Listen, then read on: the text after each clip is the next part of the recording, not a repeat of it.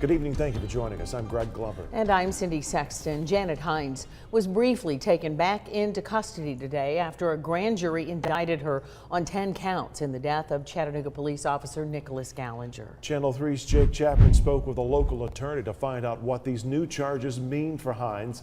He joins us in the studio now with more. Jake. And that's right, Greg. Janet Hines is charged with DUI, leaving the scene, and vehicular homicide by intoxication. Attorney Martin Levitt says if she is found guilty on these charges, she could face 8 to 12 years in prison. Janet Hines is accused of hitting and killing Officer Nicholas Gallinger while he was inspecting a manhole cover on Hamill Road back in February. A grand jury indicted Hines on 10 counts, including DUI, leaving the scene, and vehicular homicide by intoxication.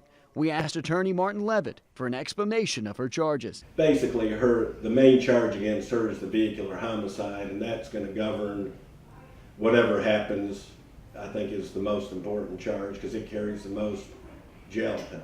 Different from driving under the influence, if a person chooses to drive while intoxicated and hits and kills someone, they can be charged with a Class B felony with 8 to 12 years in prison, depending on their record. But Levitt says since Hines fled the scene, proving she was drunk at the time of the accident will be hard for the prosecution.